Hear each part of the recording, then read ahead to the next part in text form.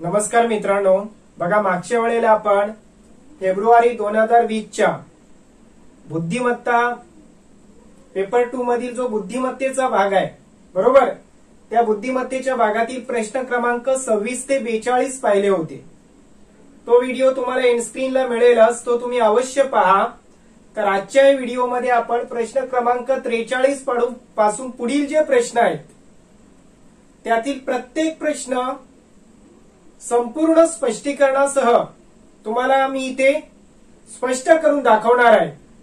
त्यामुळे हा व्हिडिओ तुम्ही शेवटपर्यंत पहा, म्हणजे या टाइपचे प्रश्न जर तुम्हाला कळाले व्यवस्थित तर तुम्हाला बुद्धिमत्तेच्या परीक्षेत भरपूर मार्क्स मिळवता येतील।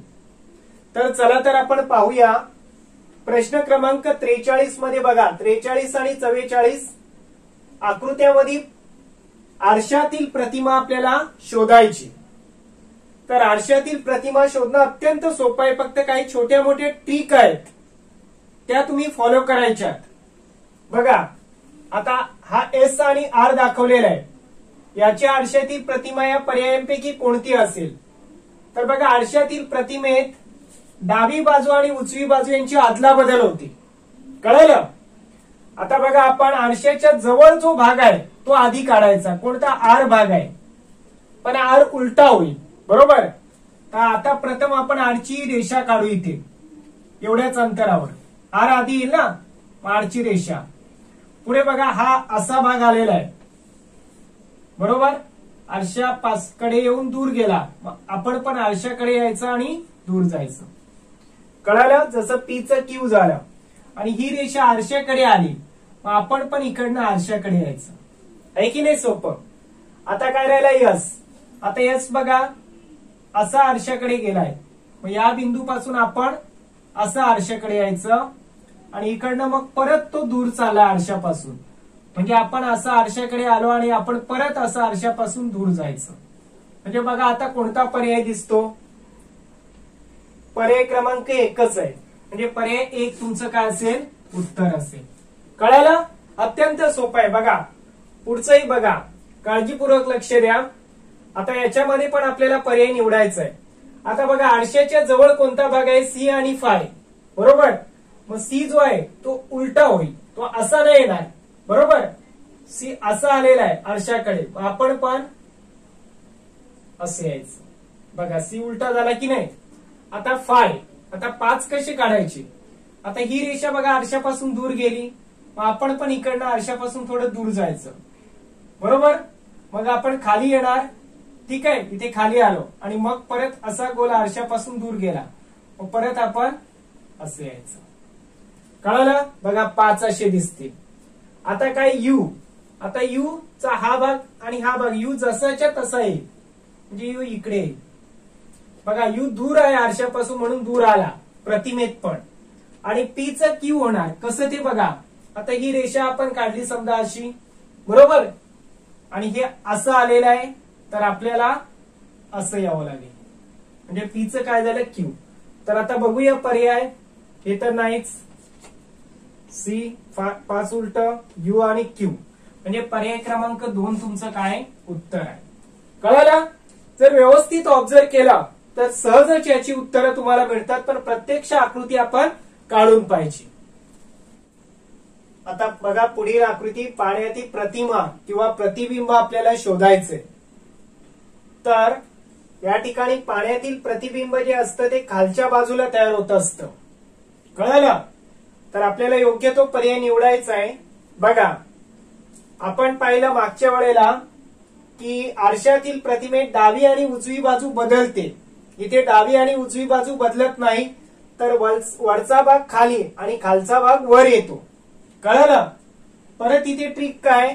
तर या आरशाच्या जवळ जे असेल, आता याला आरसा मानू थोडा वेळ आपण बरोबर, तर याच्या जवळ जो भाग आहे तो जवळच दाखवायचा, म्हणजे बघा ए जवळ आहे, पण आता ए चा वरचा भाग खाली आणि खालचा भाग वर येईल, म्हणजे ए उलट होईल। तर ए कसं दिसेल बघा आपल्याला? असं आलेलं आहे बरोबर, मग आपल्याला ते प्रतिमेत असा ए तयार होईल, उलटा आहे। आता एम ला उलटा केला तर एम डब्ल्यू प्रमाणे दिसेल असा, कळालं? बघा जो डावीकडे आहे तो डावीकडेच आणि उजवीकडे डब्ल्यू आहे तर त्या डब्ल्यू ला उलटे केल्यावर तो एम प्रमाणे दिसेल असा. कळाला.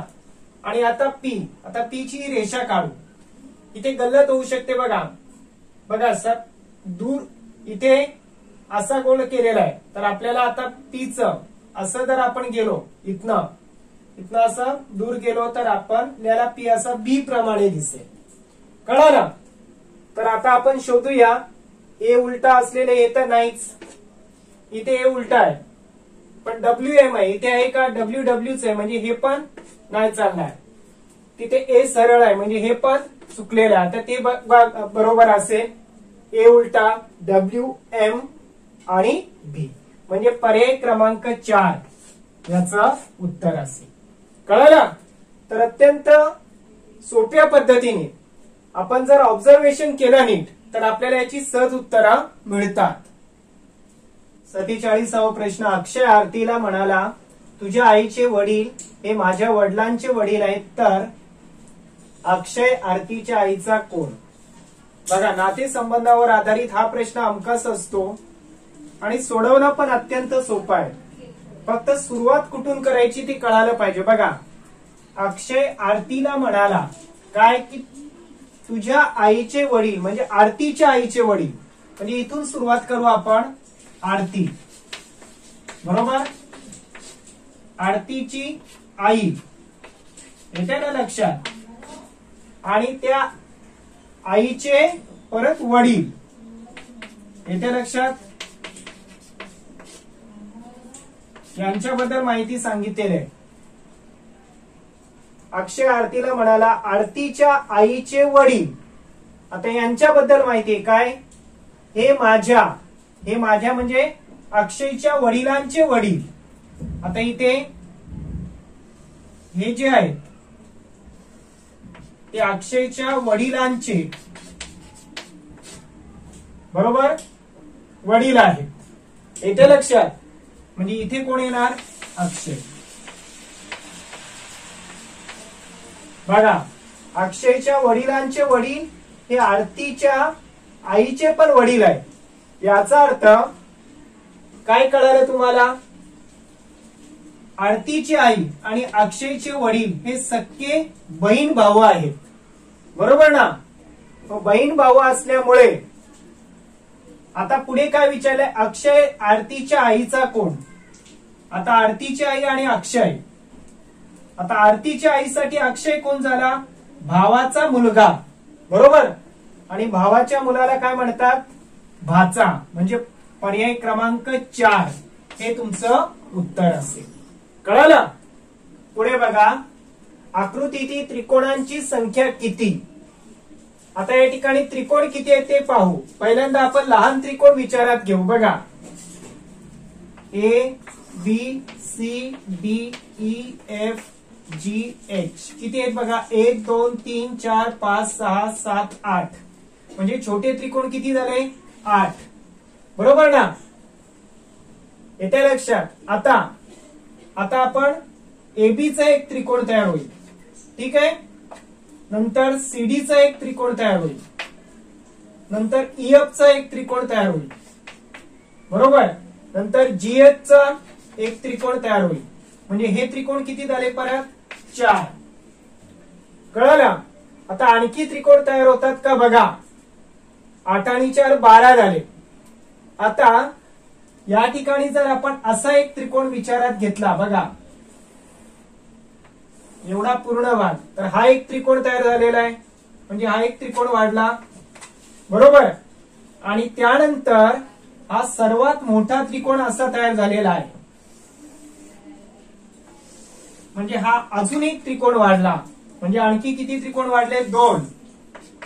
टोटल त्रिकोण किती होणार 8 अधिक 4 12 12 आणि 2 14. पर्याय क्रमांक 1 तुमचं काय असेल उत्तर. बघा 52वा प्रश्न. त्रिकोण आणि इथे या रेषा दिसतात. आता हा जो त्रिकोण आहे तो 3 रेषांचा बनलेला आहे. बरोबर. आणि इथे 3च्या दुप्पट इथे किती रेषा बघा 1 2 3 4 5 आणि 6 म्हणजे रेषा दुप्पट होतात. मग चौकोनात 4 रेषा आहेत तर इकडे किती येणार, 4च्या दुप्पट 8 रेषा.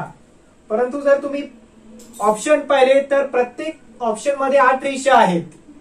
मग त्याच्यावरून आपल्याला कळणार नाही. मग या ठिकाणी काय करायचं, इथे काय रचना आहे बघा, इथे 3-3 रेषांना जोडलेला आहे. बरोबर, या 3 रेषांचा विचार केला, पहिल्या 3, तर यांना जोडला असं, आणि जिथे एंड होतो रेषा तिथूनच परत पुढच्या 3 रेषांसाठी, म्हणजे इथे एक तिसरी रेषा असती. तर अशा प्रकारे 3-3 रेषांना जोडलेले आहे सलग. बरोबर, आता इथे तसंच झालंय का बघू. आता इथे बघा, इथे त्यांनी ठीक आहे 4 रेषा जोडल्या, पण ही रेषा जिथे इथे एंड झाली, म्हणजे इथून पुढची रेषा हवी होती. म्हणजे इथे तसं नाही, म्हणजे हे ऑप्शन चालणार नाही. पुढे बघा, इथे 3 रेषा जोडल्या, ठीक आहे. इथे बघा 3 रेषा जोडल्या, इथून स्टार्ट केलं, पण पुढे 4 रेषा जोडल्या त्यांनी, 1 2 3 4, म्हणजे हे पण पर्याय चालणार नाही. आता पुढच्या पर्यायात 3 रेषा जोडल्या, तिथे पण 3 जोडल्यात, पण मध्ये गॅप ठेवली, म्हणजे हे सुद्धा पर्याय चुकीचं आहे. राहिला हेच पर्याय. बघूया का बरोबर आहे ते. बघा, इथे 3 रेषा जोडल्या त्यांनी, आणि याच एंड पॉइंट पासून परत पुढच्या 3 रेषा घेतल्या, आणि आता परत पुढे त्यांनी 3 रेषा जोडल्या असत्या, म्हणजे एक सलगता आहे. बरोबर, म्हणून पर्याय क्रमांक 4 तुमचं काय असेल उत्तर. पुढचं पाहूया आपण, संख्यांचा सहसंबंध.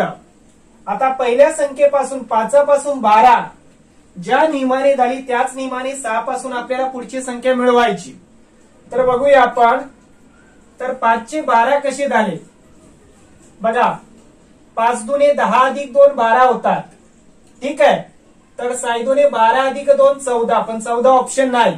मग ठीक आहे, आपण काय करू आता, 5 ला 3 ने गुणल्यावर 5 गुणिले 3 किती होतात 15, आणि 15तनं 3 कमी केल्यावर 12 राहतात. बरोबर, हाच नियम इकडे लागू होतो का बघू आपण. आता 6 ला पण 3 ने गुणून 6 18, आणि 18तनं 3 वजा केले तर 15 उत्तर उरतं, आणि 15 पर्याय 2 मध्ये आहे. कळलं. आता बघा पुढचं.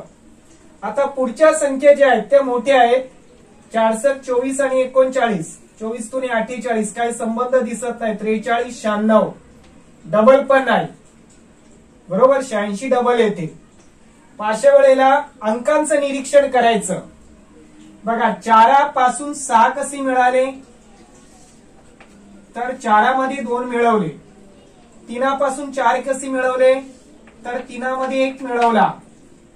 आता 9 चे 7 झाले, म्हणजे 9तून 2 काय केले आपण कमी केले, आणि 6 चे 5 झाले, म्हणजे इथे एक काय केला आपण कमी केला. बरोबर, मग आता या ठिकाणी हाच नियम इकडे वापरायचा. म्हणजे पहिली संख्या 2 ने वाढवली, आता ही 2 ने वाढवा, म्हणजे इथे काय होणार 5. दुसरी संख्या 1 ने वाढवा, म्हणजे 4 1 ने वाढवा, इथे पण 5 होणार. तिसरी संख्या बघा 9, तिला काय केलं 2 ने कमी केलं, म्हणजे 8 ला 2 ने कमी केलं तर 6 येणार. आणि चौथ्या संख्येला 1 ने कमी करा, 5 ला 1 ने कमी करा 4.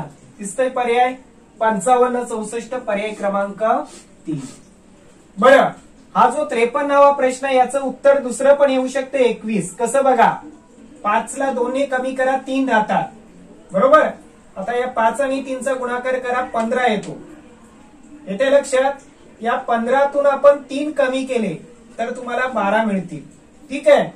आता असाच नियम 6 पेक्षा 2 ने कमी संख्या 4. बरोबर, आता 6 आणि 4चा गुणाकार किती होणार 24. या 24 मधून पण 3 कमी करा, काय उरेल 21. म्हणजे 21चं पर्याय सुद्धा इथे उत्तर असू शकतं. म्हणजे याचं उत्तर 2 पर्याय आहेत. कळालं. त्यातलं कोणतंही एक उत्तर तुम्ही लिहिलं तरी तुम्हाला मार्क मिळणार. कवायतीसाठी जेवढ्या रांगा आहेत तेवढीच मुले प्रत्येक रांगेत आहेत.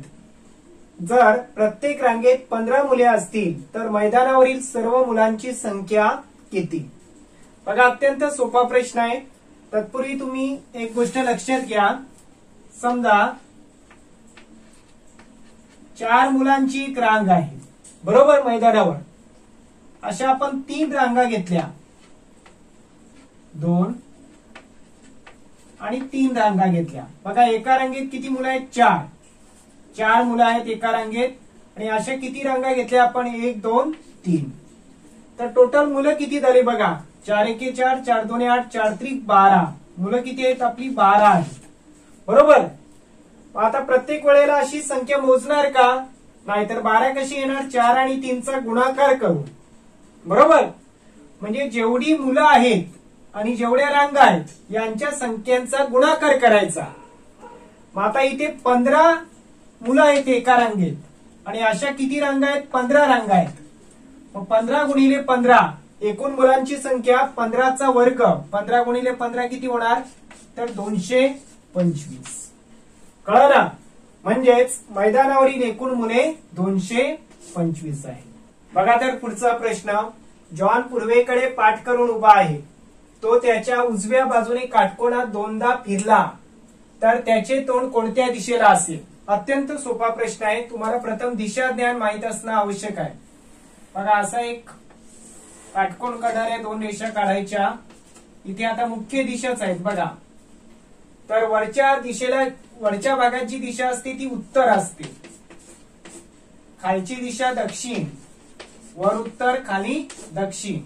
उजव्या हाताला पूर्व असते आणि डाव्या हाताला काय असते पश्चिम. कळलं. आता काय सांगितलंय जॉन पूर्वेकडे पाठ करून उभा आहे म्हणजे इकडे पाठ आहे त्याची अशी म्हणजे तोंड कुठे असेल त्याचं पश्चिमेला. म्हणजे या पद्धतीने पश्चिमेकडे तोंड आहे आणि पूर्वेकडे पाठ आहे. आता तो त्याच्या उजव्या बाजूने काटकोनात 2दा फिरला. आता बघा इथे काटकोन आहे. तो एकदा फिरल्यावर तो इथे येणार. बरोबर. उजव्या हाताला बघा ही बाजू उजवा आहे किंवा घड्याळाच्या काट्याच्या दिशेने. एकदा फिरला तेव्हा तो इथे येणार. परत तो काटकोनात फिरणार.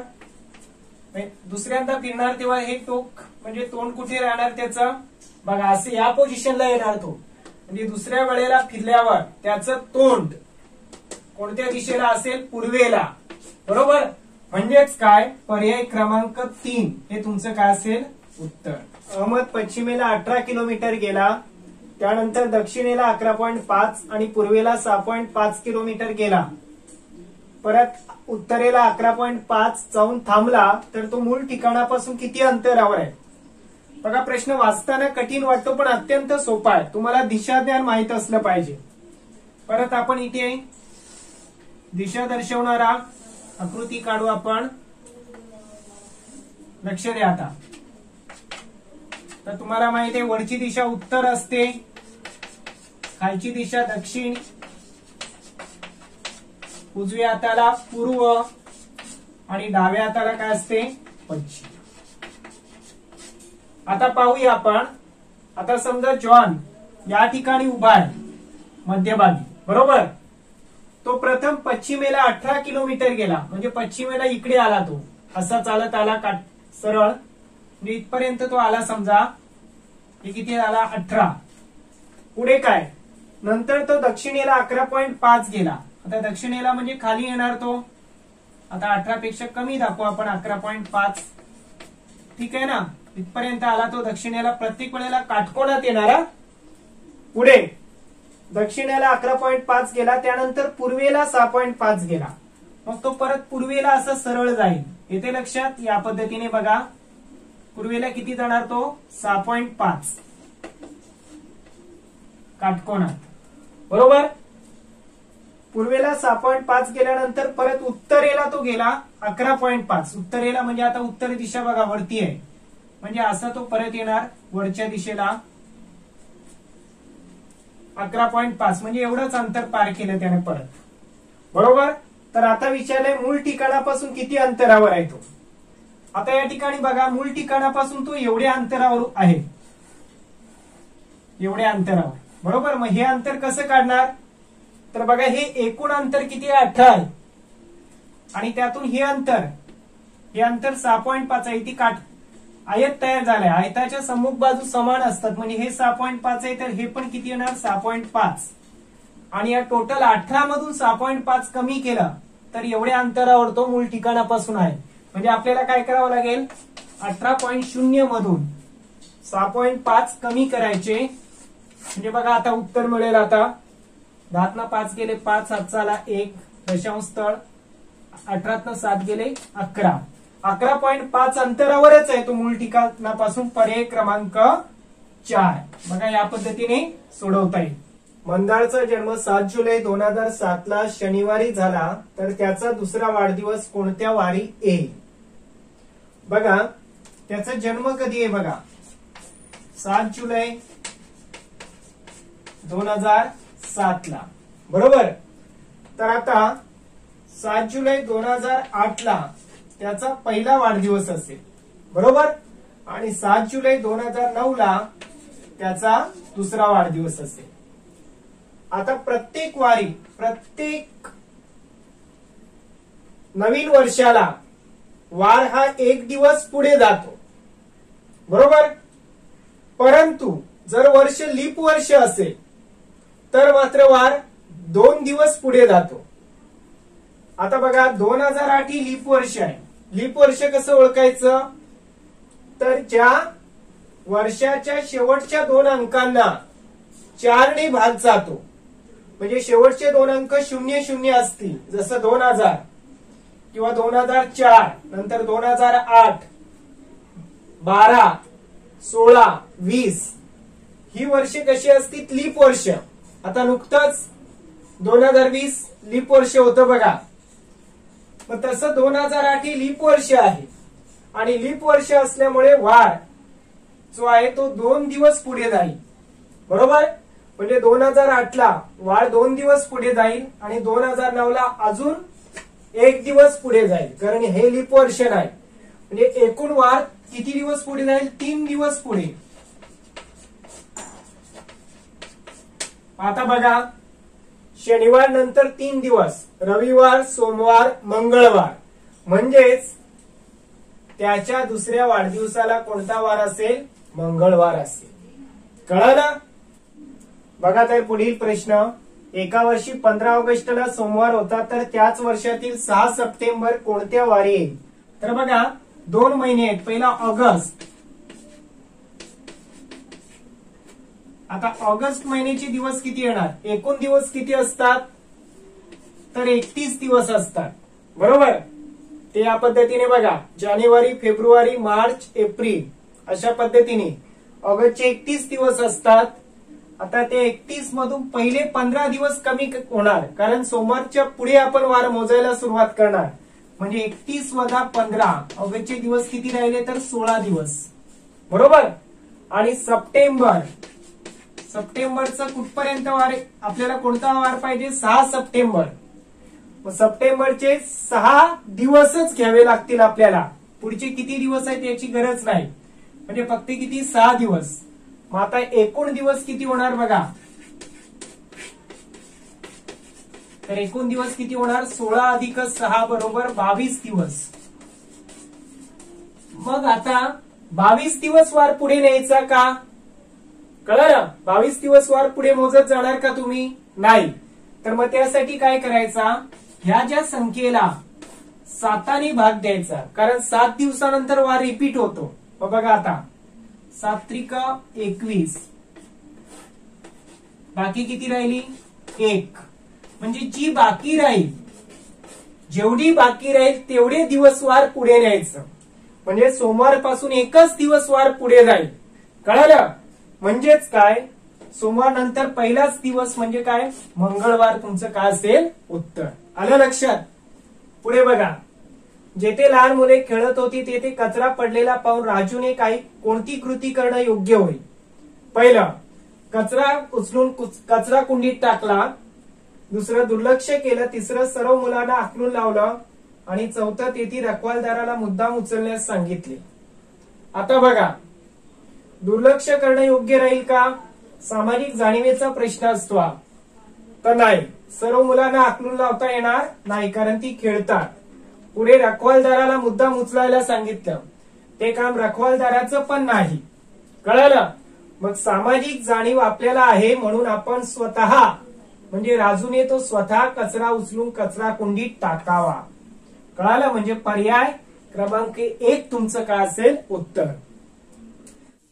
बघा 49वा प्रश्न, आकृतीतील चौकोनांची संख्या मोजा. चौकोन म्हणजे चौरस असेल किंवा आयत असेल तर त्या सर्व चौकोनांची संख्या आपल्याला मोजायची। तर इथे चौकोन मोजण्यापेक्षा आपण जर एका ट्रिकचा वापर केला तर आपल्याला पटकन उत्तर मिळेल। ती ट्रिक काय बघा। आता हे बघा इथे आडवे चौकोन जे दिसतात त्यांना क्रमांक देऊ आपण 1 2 आणि उभी जे आहेत त्यांना 1 2 3। कळालं? आता काय करायचं, चौकोन संख्या बरोबर एक सूत्र वापरायचं। कोणती? आडवी बेरीज गुणिले उभी बेरीज। आता बघा आडव्या अंकांची बेरीज काय तर 1 अधिक 2 बरोबर। याला उभ्या अंकांची बेरीज करायची 1 अधिक 2 अधिक 3 क्रमाने नंबर दिल्यात आपण। आता बघा 2 अधिक 1 3 गुणिले यांची बेरीज किती होते 6 सायत्रिक 18 आले की नाही। आता 18 चौकोन मोजायची गरज आहे का आपल्याला, म्हणजे पर्याय क्रमांक 3 हे तुमचं काय असेल उत्तर असेल। पुढे बघा 50 ते 54 प्रश्न आहेत। पहिल्या पदाचा दुसऱ्या पदाशी जसा संबंध आहे तसाच संबंध तिसऱ्या पदाचा चौथ्या पदाशी आहे, तर तो आपल्याला शोधायचा आहे आणि प्रश्नचिन्हाच्या जागी आपल्याला योग्य पर्याय निवडायचा आहे। बघा ऊस शेत तर भाजीपाला काय येणार। आता तुम्हाला असं वाटेल भाजीपाला मंडईत पण मिळतो, बाजारात पण मिळतो आणि मळ्यात पण मिळतो किंवा दुकानात पण मिळतं, पर्याय काय निवडायचा। आता इथे जरा व्यवस्थित विचार करायचा। ऊस शेतात पिकतो बरोबर, ऊस आपल्याला बाजारात पण मिळेल पण शेतात पिकतो, तसं भाजीपाला कुठे पिकतो तर भाजीपाला मळ्यामध्ये पिकत असतो, त्यामुळे मळा हे याचं अचूक उत्तर असेल। कळालं? पुढे बघा चिमणी नाम आहे पक्षाचं नाव, तर गेला काय असेल बरोबर। तर चिमणी नाम आहे तसं गेला ही क्रिया आहे, जाण्याची क्रिया, आणि क्रिया दर्शवणाऱ्या शब्दाला काय म्हणतो आपण क्रियापद। याचं उत्तर काय असेल पर्याय क्रमांक 2। तर विद्यार्थी मित्रांनो व्हिडिओ मोठा होईल, त्यामुळे या प्रश्नपत्रिकेतील उर्वरित प्रश्न आहेत ते आपण या व्हिडिओच्या पुढील पार्ट मध्ये पाहू। तोपर्यंत व्हिडिओ आवडला तर लाईक करा आणि जास्तीत जास्त तुमच्या मित्रांपर्यंत या व्हिडिओला शेअर करा आणि अशाच प्रकारच्या नवनवीन व्हिडिओसाठी आपल्या चॅनेलला सबस्क्राईब करा। धन्यवाद।